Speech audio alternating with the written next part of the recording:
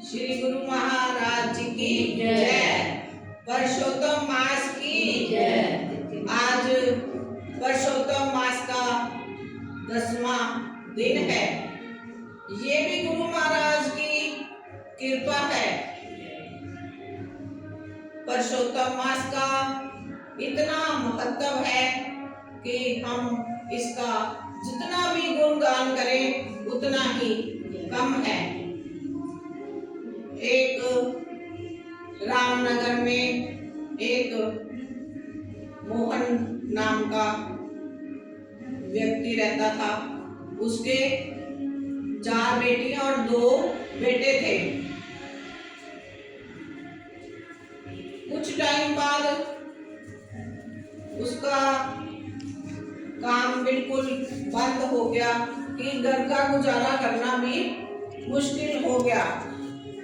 तो एक बार मंदिर में जाता है, पुरुषोत्तम मास की पंडित जी से कथा सुनता है और पंडित जी कहते हैं चींटी को कन्न और हाथी को मन।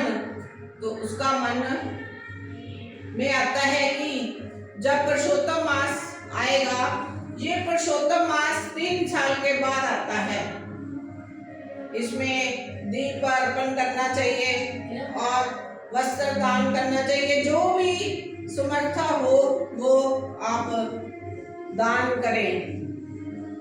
तो उसने मन में सोचा कि जब पुरुषोत्तम मास आएगा तो मैं भी इसका व्रत रखूंगा। उसने पुरुषोत्तम मास का व्रत रखा और जंगल में लकड़ी काटने गया। तो थोड़ा सा लकड़ी खोदी तो उसमें एक हीरे जवाहरात का भरा हुआ उसको एक मटका मिला। तो उसने मटके में हीरे जवाहरात निकाले। फिर उसमें मन में आया कि नहीं, ये पराया धन मैं नहीं लूंगा। तो घर में वापिस चला गया। तो जाकर उसने अपनी पत्नी सुशीला को सुनाया कि मुझे ऐसे धन मिला पर पराया धन मैंने उठाया नहीं।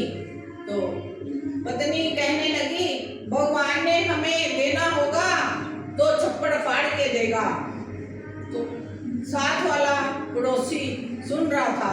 वो वहां जाकर उसने भी वही खोदा। तो उसमें मटके में बिच्छू जहरीले सांप थे।